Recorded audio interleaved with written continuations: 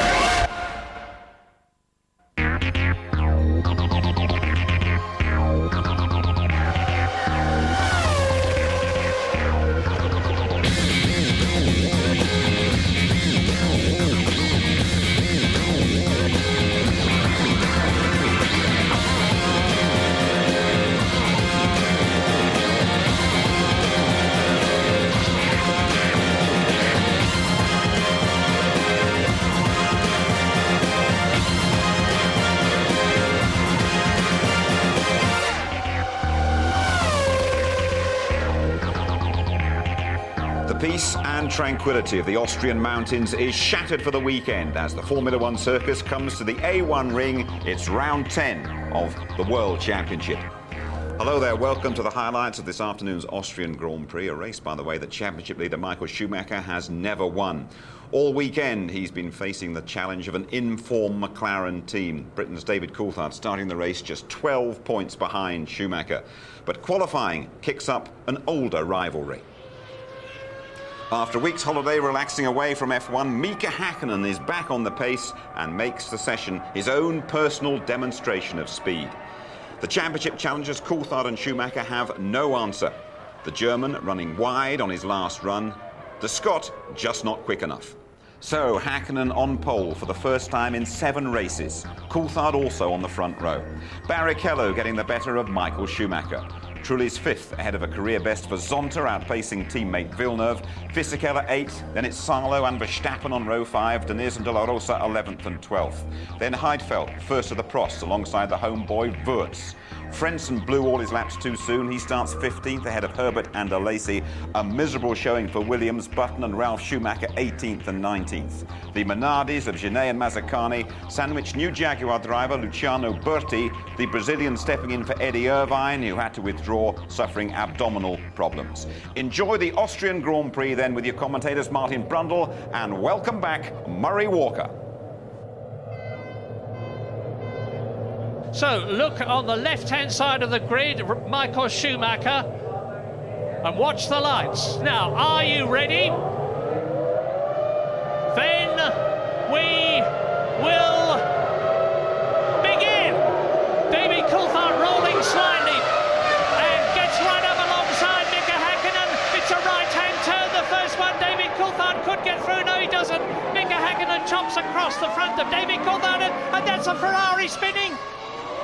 That's Barrichello gone through, and I think that's Michael Schumacher. It is Michael Schumacher, Jarno Trulli and Ralf Schumacher, and Michael fingering the clutch levers under the steering wheel, and consternation in the Ferrari garage. They may well have to red flag this.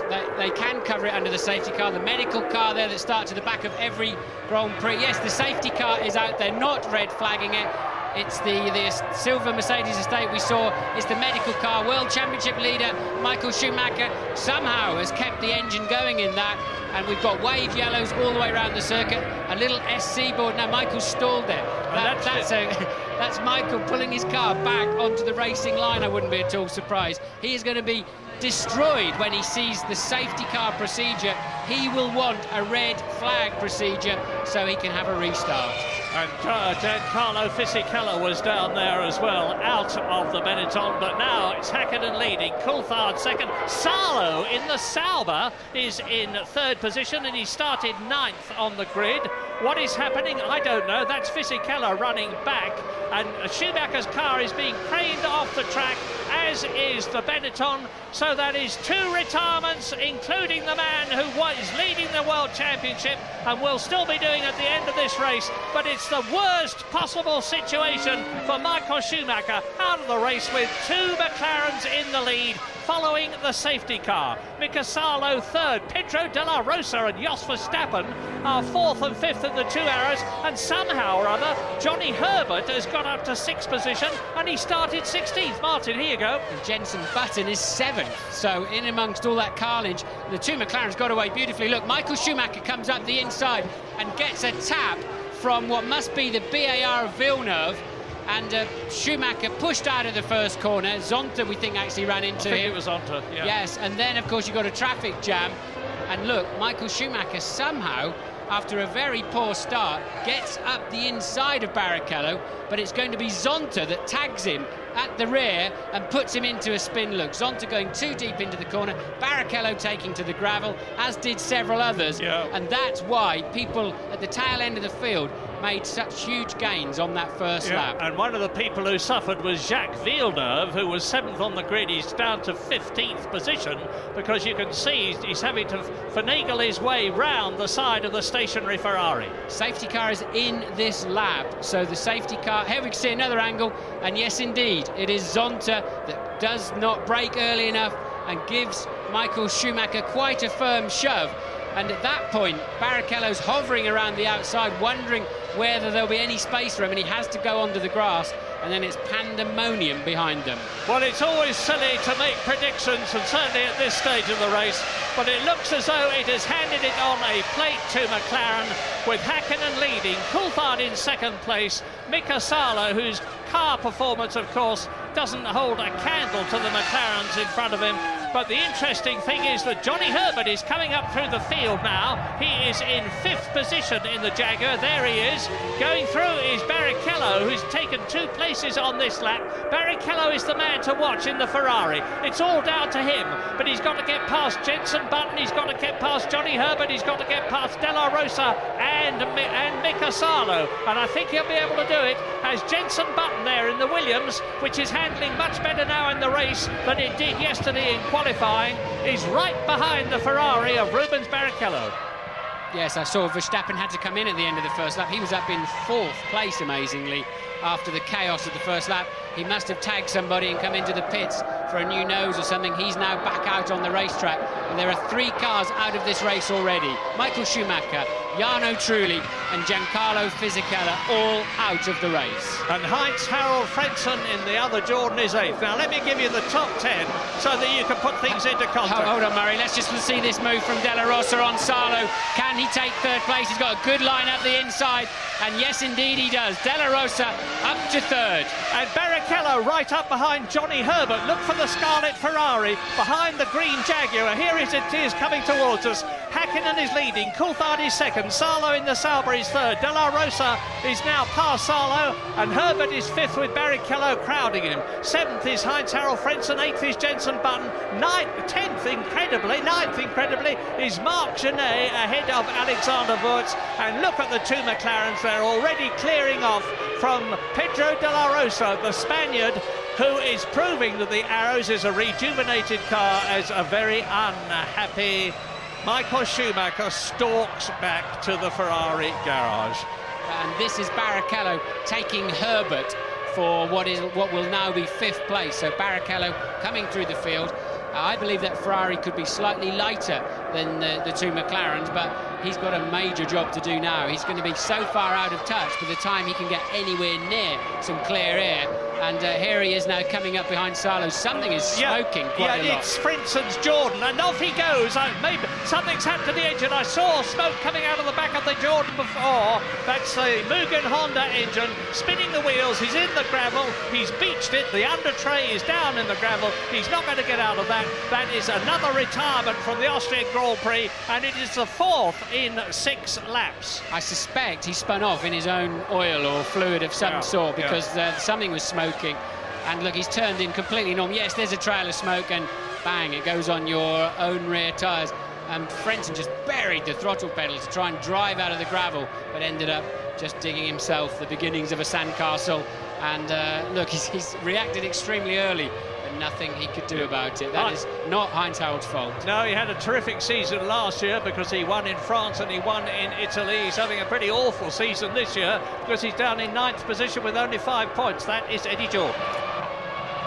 We're looking now at Mika Salo's Sauber, and what an improvement there is in that car. We're used to Sauber normally doing well in the first half of the season and then starting to go a lot slower in the second half because they haven't developed the car enough. Not this year. Salo was in terrific form yesterday. He was up in 6th place in qualifying at one point, but now Rubens Barrichello is gaining. That was Verstappen who was quick at the back end of the field, and here we go. Salo trying to defend easily actually because Barrichello's not that close, but Barrichello will have to come up the inside here, and Salo will have to yield as he does, and as I expected, he did not make a big deal out of letting the Ferrari past. Well, Barrichello is now 10 seconds behind the McLarens. McLarens are lapping in about 1 minute 14, 1 minute 14.2, and Barrichello's been lapping nearly 1.5 seconds slower than them at the present moment. So he's got to put on a terrific charge to close the gap, never mind get past them, as we look at him again on this replay, taking 3rd position from Mika Salo from Finland. Rubens Barrichello is eating up the gap to the arrows. Yes, but Barrichello, now he has got in clear air, is still 1.5 seconds a lap slower than the McLarens at the front. That absolutely amazes me, that he's so much slower with no traffic in front of him whatsoever, as you watch Jean Alesi trying to challenge Alexander Wurz for 9th place. Let's try an absolutely wild one on you, because it amazes me that they're so much quicker. Might they be on a 2-stop strategy and Barrichello only on a 1-stop strategy, in which case he'd have a heavier field load? Seems unlikely, but it's possible. I'd be surprised, but we'll have to wait to find out, won't we? But Barrichello certainly doesn't appear to have great pace. But even, Murray, the difference between 1 and 2 stops is not 1.5 seconds a lap, as Alesi ducks up the inside and can't hold the back end of the car, and Wurz immediately takes back his 9th position. Well, we're on lap 12 now out of 71. Eddie Irvine won last year in the Ferrari as a result of a brilliant stint. He stayed out until lap 44 in the 71 lap race, and he came out of the pits still in the lead after his stop.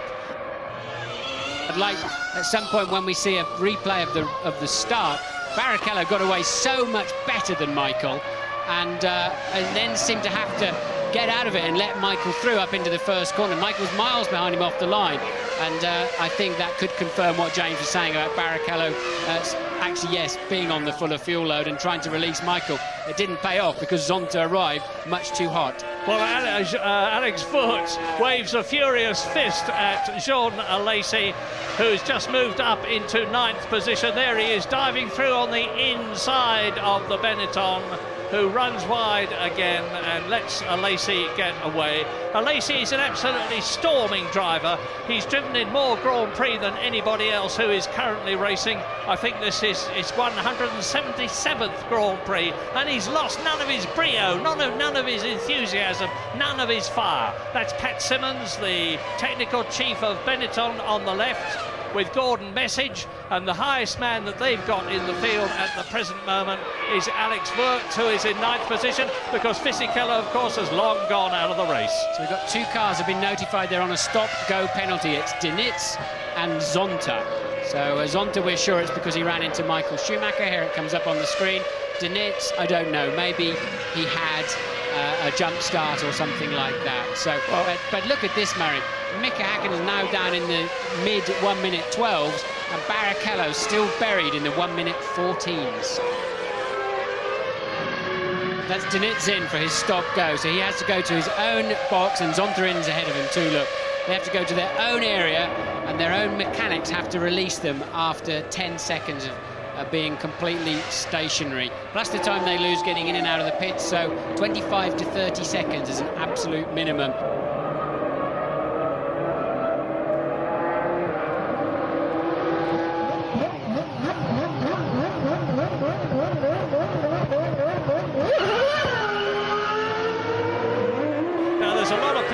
Saying that, of course, the best thing that could possibly happen here today is for the McLarens to finish 1st and 2nd, as they did in France, because that would close the championship right up.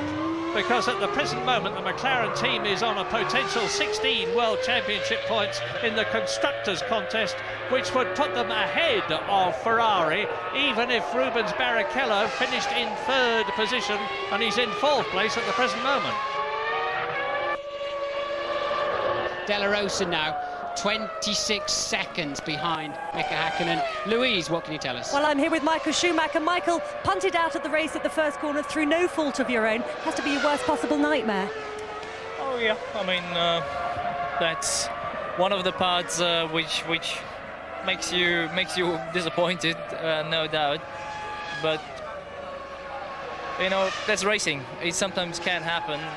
I don't think Ricciardo is the person who does anything like that purposely. He just overestimated his abilities, and the corner speed has happened to me in the past. I mean, I have done a mistake, and I guess he will admit he did one. So I will have a quiet word with him next time, and we'll see. Do you feel that the race should have been red flagged? I mean, from my position, yes, definitely. There are 16 cars left out of the 22 that started. Fisichella out at the beginning with Trulli and Michael Schumacher. Heinz-Harald Frentzen, presumably as a result of his engine locking up, which spun him off the circuit. Jos Verstappen we've seen come into the pits and into the garage. Ralf Schumacher's been into the pits for a long time. He's 8 laps behind now. The leaders are on lap 27 out of 71. Here is Mika Häkkinen, and you can see the gap as behind him there is Luciano Berti, who is now in 12th position. He's been lapped, of course, but he's running well in the Jaguar. And Johnny Herbert, his teammate, the team leader today, with Eddie Irvine still, in, as far as I know, in hospital. And if you are Eddie, and if you are watching, get well soon. And Johnny Herbert is still in 6th position. Just look at the way that Mika Häkkinen is going. He's just diving past left, right and centre. The next target is Alexander Wurz in front of him in the Benetton with the Supertech engine. And Mika Häkkinen comes through round turn 8, the last turn on this corner, crosses the line, and he's up behind. There is Wurz in the Benetton, the only one left in the race.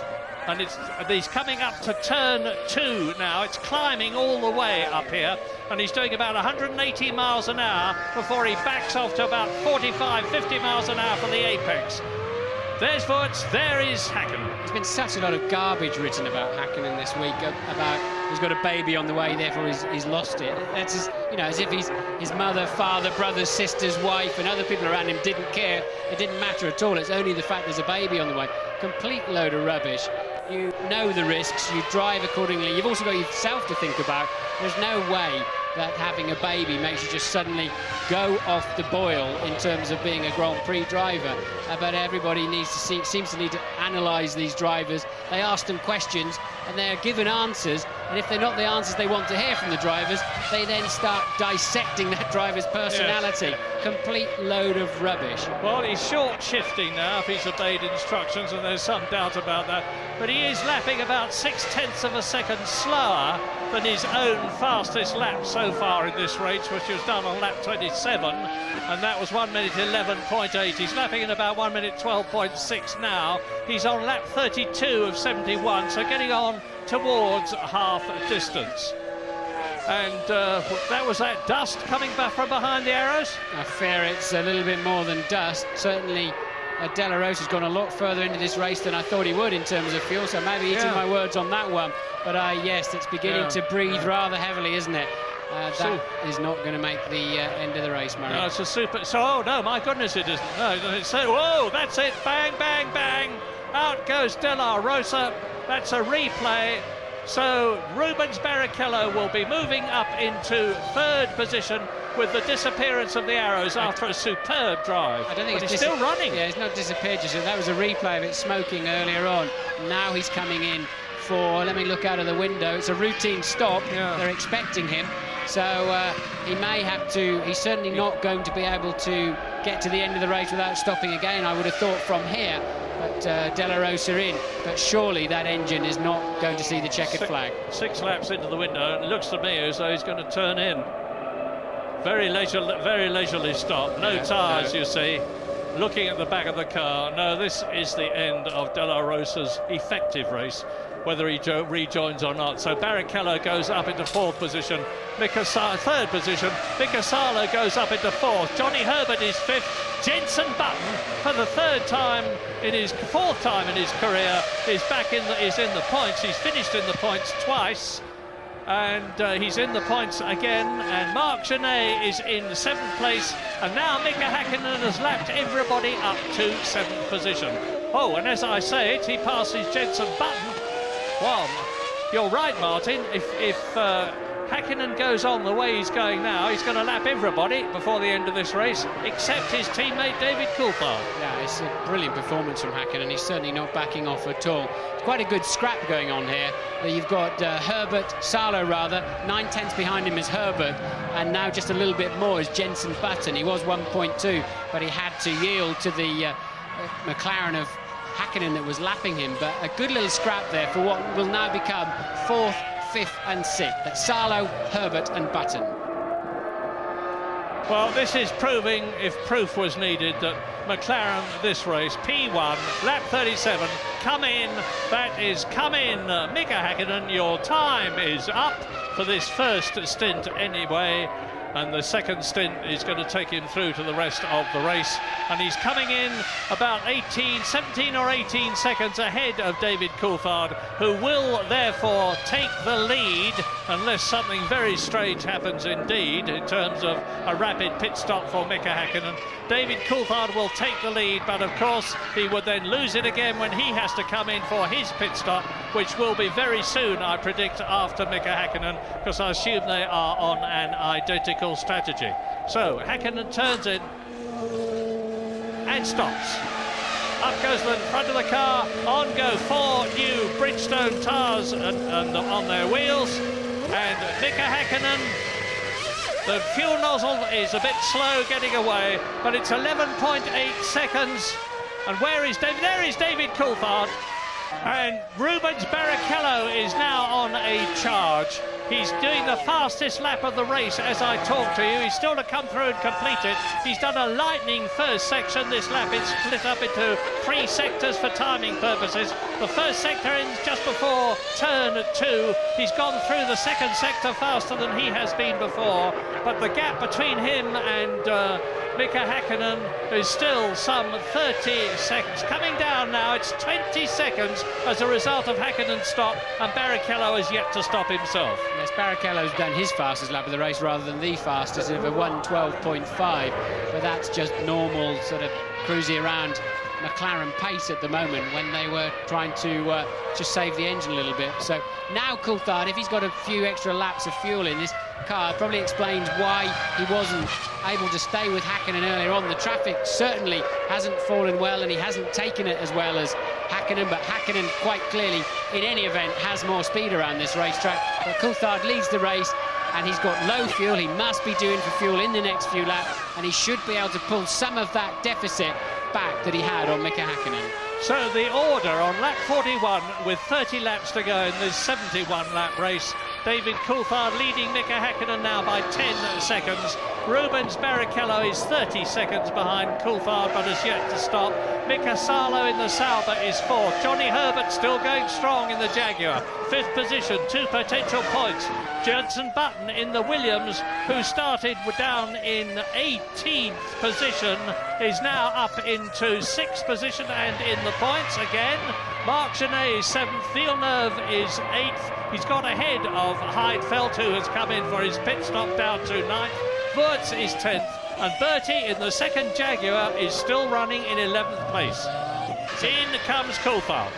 Yes, current leader then, Coulthard in for his stop of the afternoon, James. A very mellow atmosphere down here in this McLaren garage. They can't believe their luck, frankly, guys. They are absolutely cruising this race. The only question mark is, what did David Coulthard believe he was about? Did he think he was going to have a chance to race Mika Häkkinen? But he's taking on about 68 kilos of fuel now. Should be stationary for about 10 seconds.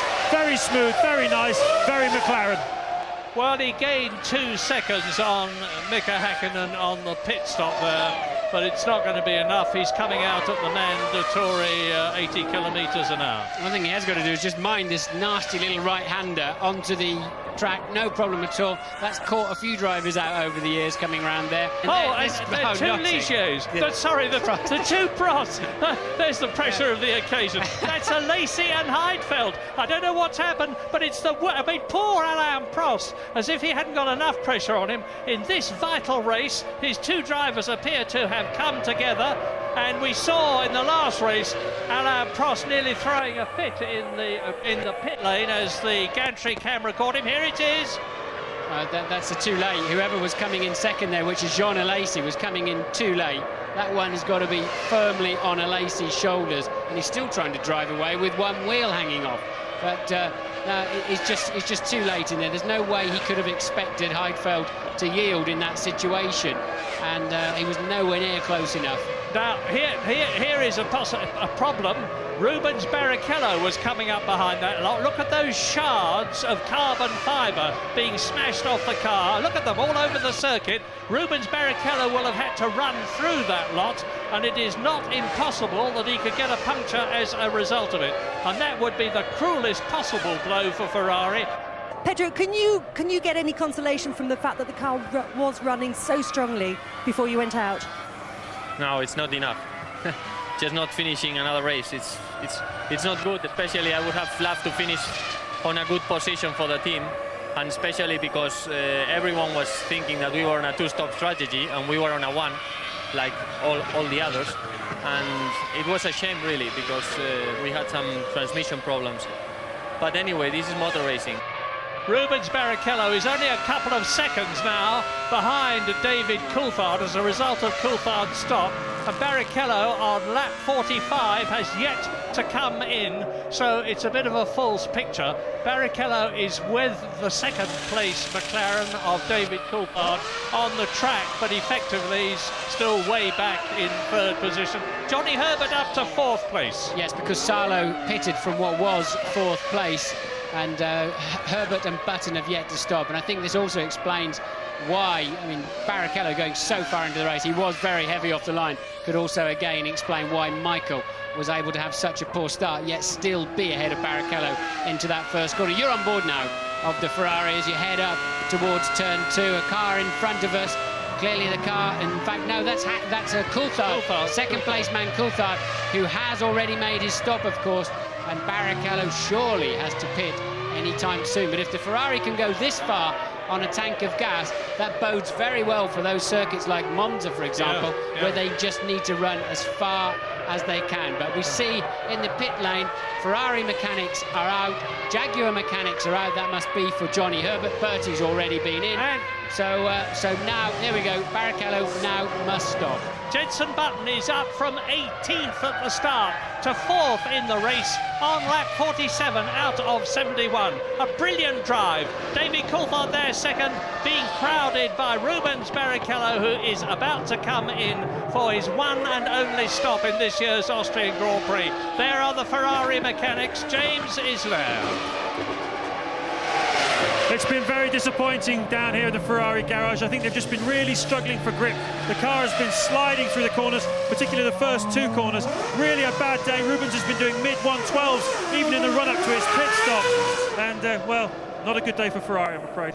So out of the pit lane, Gently Motors. He has to, he can't go any faster than this. There is a speed limit for safety reasons. Gently Motors, Rubens Barrichello, who of course has now got a long gap between himself and David Coulthard, who motored serenely on as the Ferrari came into the pit lane. Now, unless I'm very much mistaken, Jenson Button has had a very encouraging discussion with Frank Williams here in Austria. It's not necessarily so encouraging that it'll mean he'll stay with Williams next year instead of Montoya, the Colombian, who's expected to take his place.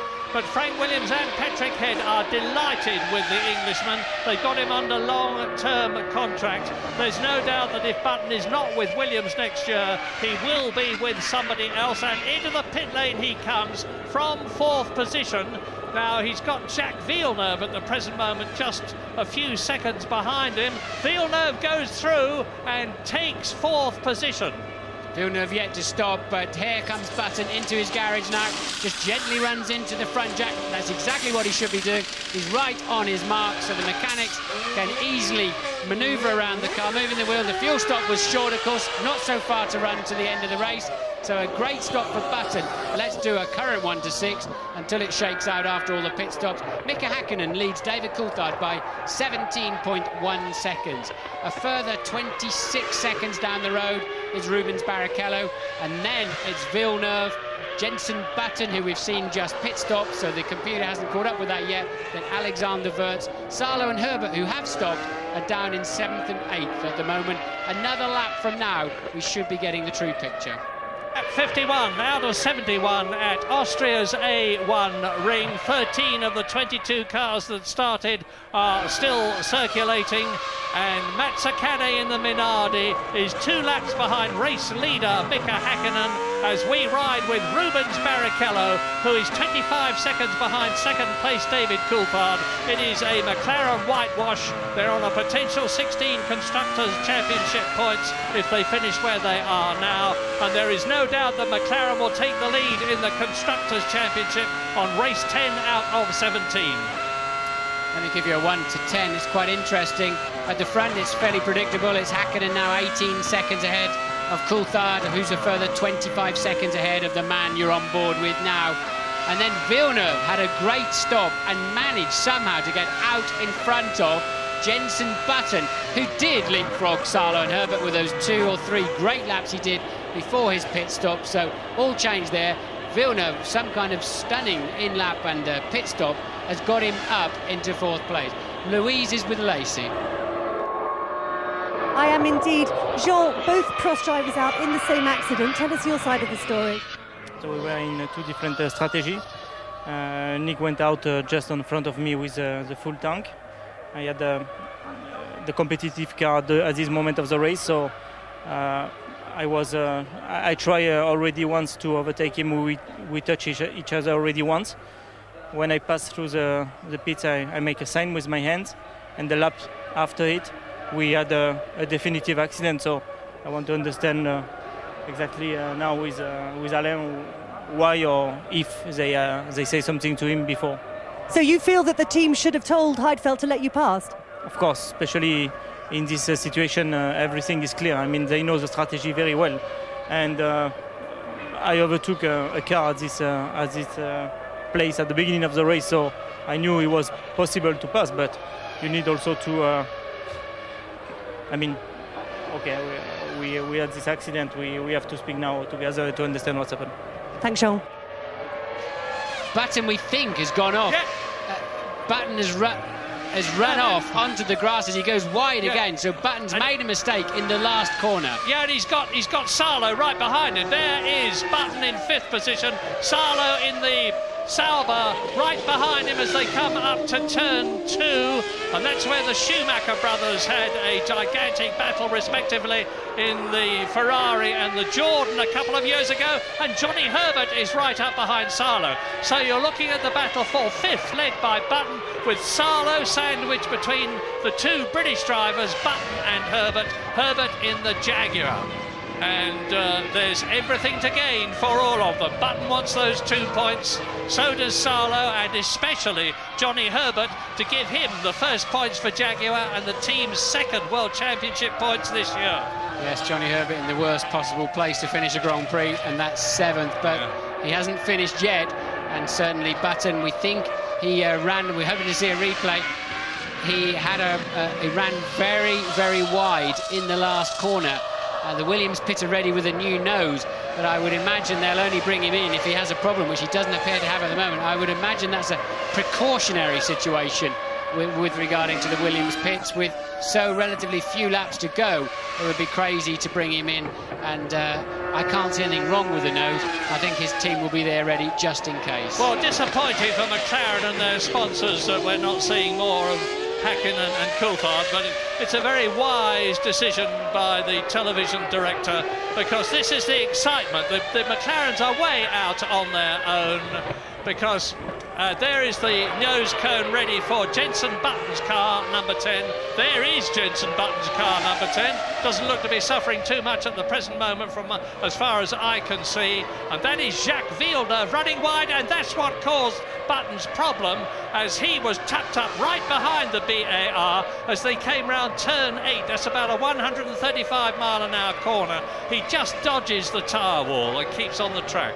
I can see why they're ready. There were bits and pieces falling off the nose, but it was mostly the wing end plates. I don't think it was anything critical or structural, but you do have to be careful, because if your front wing fails and tucks under your front tyres, you can have a pretty serious accident, as Salo once again moves within half a second of Jenson Button. But if that wing was going to fail big time, it would have happened by now at the 180 miles an hour. Yes, they're packing the kit away.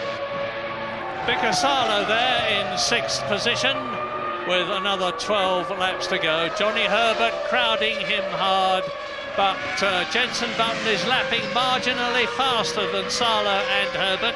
He's ahead of both of them on the track, of course. He's in 5th. There is 5th, there is 6th, there is 7th, and that is Johnny Herbert. And between them, there are only 2.2 seconds as we switch to race leader Mika Häkkinen on his 60th out of 71 laps, watched by his wife there, Erja.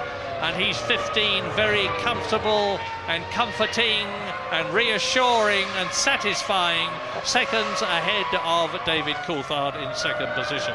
So, as I've said before, 16 World Championship points coming up for McLaren, and at the present moment, or when the race started, they were 6 World Championship points behind Ferrari, so they're going to have a lead of about 6 World Championship points, assuming Barrichello. Oh, that off goes Zonta.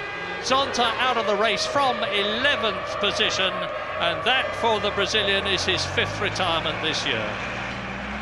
And this is a replay of Ralf Schumacher, who is running last and some 9 laps behind the leader, just out for an afternoon sport, having managed to spin off as well, just for good measure. And Zonta looked just about getting hit on the head by the hook. And thank you. But Jenson Button is crowding on extremely well. He's been lapped. There's only 3 people on this, the 64th lap at the present moment, and they are, well, Häkkinen, Coulthard and Barrichello. And we've been looking at this bird in its nest for most of the weekend. The producer seems to have a fixation with it.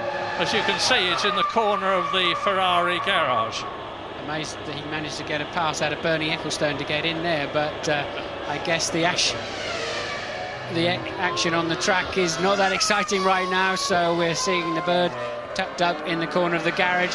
But Häkkinen probably thinks it's quite exciting from where he's sitting, as he once again buries his foot onto the brake pedal and turns that McLaren, which really, they have been the class of the field this weekend, haven't they? Michael Schumacher was shaking his head. He just couldn't get that Ferrari on the pace, and just how near he was managing to make it for the near the pace for the race, we never got a chance to find out with that silly incident in the first corner. But Häkkinen certainly has been in a class of his own. This is a great drive from Villeneuve you're looking at now in 4th place. He's got a tricky decision. Does he go now to Renault, called Benetton at the moment, who they should be getting it together? Renault have done so well before in Formula 1, both with turbo and with normally aspirated engines. Or does he stay with BAR and trying to take some of the advantages out of all the hard work he's put in there? And oh, that was close, wasn't it? So I think Villeneuve really is in a tricky situation, because the last 3 or 4 races, that BAR has appeared to almost be the best of the rest after Ferrari and McLaren. That's Wurz trying to stay ahead of Pedro Diniz and retain his 9th position, as Mika Häkkinen is now on his 71st and last lap, victoriously driving on at the A1 ring in Austria. David Coulthard, there is Häkkinen. David Coulthard is 12 seconds behind him. Rubens Barrichello is catching both of them, but it's academic. He's in 3rd place, 30 seconds over behind Häkkinen. Villeneuve, that magnificent fourth. Button is going to be in the points because he won't have to do the 71 laps on account of the fact he's been lapped. And Mika Salo is going to score a point, and Johnny Herbert is just going to miss it in 7th position. So in the closing stages of the Austrian Grand Prix, up to turn 7 comes Mika Häkkinen at about 130 miles an hour, down to turn 8, and in Austria, Mika Häkkinen crosses the line to win his 16th Grand Prix, and we look back now for David Coulthard, who is going to be about 12 seconds behind his teammate. There he is, a magnificent Austrian Grand Prix for McLaren. 16 Constructors' World Championship points. They move ahead of Ferrari, and my goodness, it is mighty close now in the Drivers' Championship, because Michael Schumacher is on 56 points. Mika Häkkinen is on 48 points, and David Coulthard is on 50 points. So it's going to be a terrific climax to the season, starting with the German Grand Prix at Hockenheim in 2 weeks' time. But to say again, the best possible situation, and that's for the 4th time this year for McLaren, because they achieved a 1st and 2nd at the British Grand Prix and at the Spanish Grand Prix 2 weeks ago in France, here today in Austria. 16 points times 4 from those 4 races alone. Barrichello just about saved Ferrari's bacon, but it was not a very convincing demonstration, one has to say, because he was 30 seconds behind Mika Häkkinen, and Villeneuve, who was 4th, was lapped. The Hack is back in great style too. Häkkinen dominant throughout the weekend, always in control of the Austrian Grand Prix. Coulthard 2nd for the 4th year running here. Barrichello's podium, scant consolation for Ferrari. It probably did not look so exciting on television, and it probably looked quite easy. And one point it was quite easy, to be honest. The moment where I was definitely sure, everything became much easier when I had a fuel stop and when the mechanics changed the tires. After that, I knew the game is definitely on my side, and I can really start looking for saving the machine. When Michael went out at the beginning, that changed my attitude a little bit to the race. I knew I was running a bit more fuel than Mika, so I would be a little bit slower up to the first stop. But after about 10 laps, I thought, okay, let's just cock Hanny here, and I took it very easy with the traffic and just tried to get the car home. So from that point of view, I'm happy.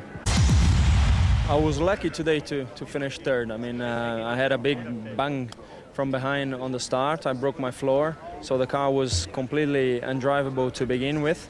And so basically I'm lucky to finish the race today. The car was really in pieces after the first lap. I just watched the video there, and I could see the both Ferrari, they stopped completely the first corner. Me and Trulli, we hit the both Ferrari on the back, and as Michael was in the inside, very inside on the dirt, he spun off, and then everybody crashed. I think now everything really starts. Now we start really fighting.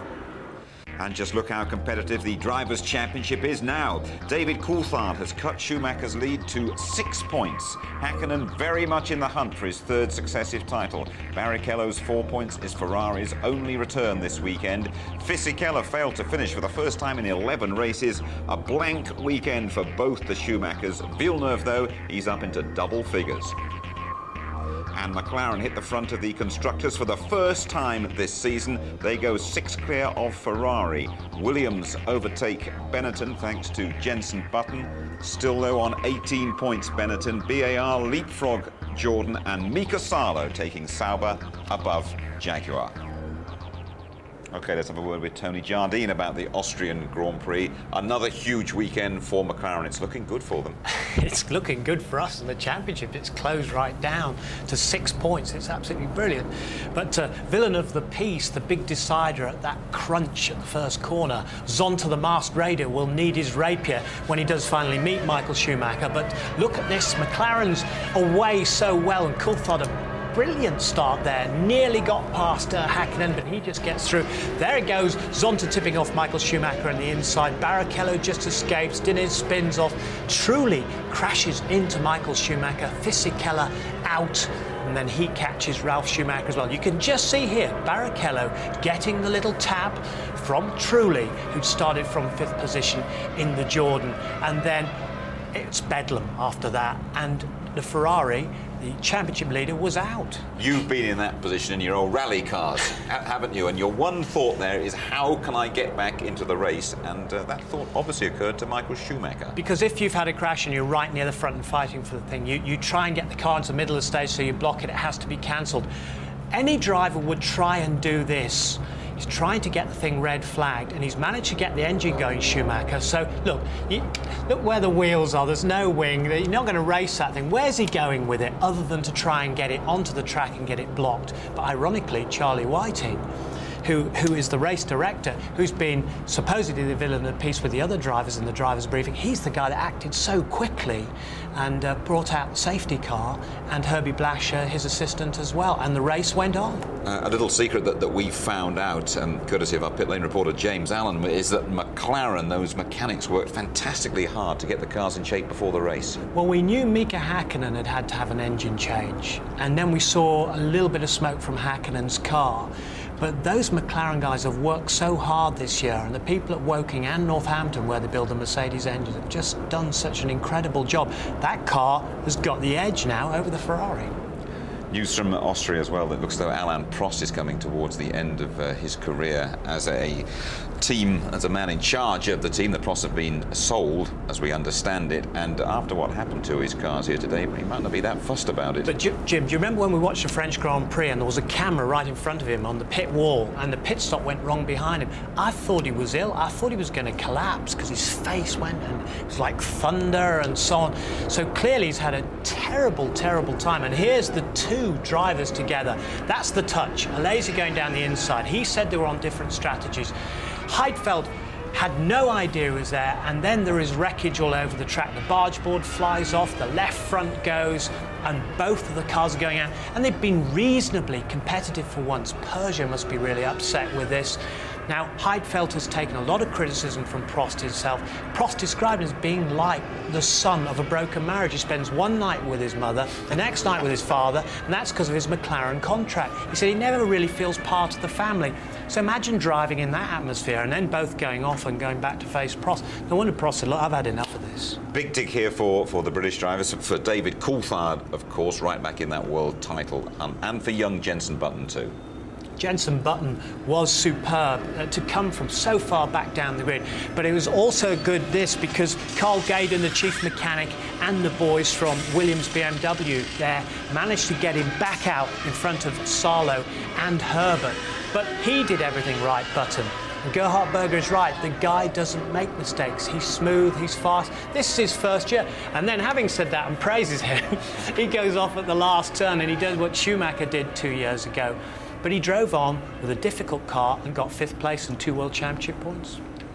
Thanks very much, Tony, and here is your complete Austria rundown. We've seen the 4th McLaren 1-2 of the season. Häkkinen repeating his 98 victory here. Coulthard runner-up again in his 100th Grand Prix. Barrichello's 6th podium. Villeneuve 4th, that's the same as the French Grand Prix. Button 5th after starting 18th, a fine effort. Same goes for Salo, but expect a parting of the ways from Sauber at the end of the season. 7th, Herbert's best for Jaguar. Genet 8th, encouraging for Minardi. Diniz putting both Saubers in the top 10. Wirtz 10th on his home Grand Prix. Bertie finishing in his F1 debut, just a couple of laps down. Mazzacani, the last classified finisher. Zonta's engine blew. Ralf Schumacher had 6 pit stops. The Prost, they tangled with each other.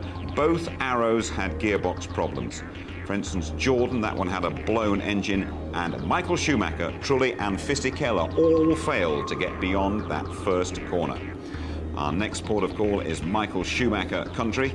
We go to Hockenheim for the German Grand Prix in a couple of weeks' time. Watch the qualifying live on the Saturday morning, the full ITV F1 service at 11:30. The race, our build-up starting, the German Grand Prix build-up starting 12:15 on the Sunday, and highlights at 11:50. So another blank weekend for Michael Schumacher. He remains the favourite for the world title, but only just. The bookies can't separate Mika Häkkinen and David Coulthard. We have a three-way scrap for the title. Good night.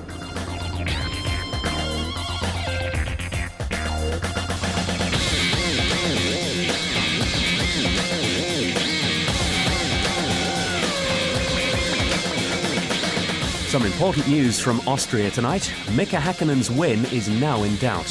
The FIA will examine computer equipment from his car and announce their findings before the next race.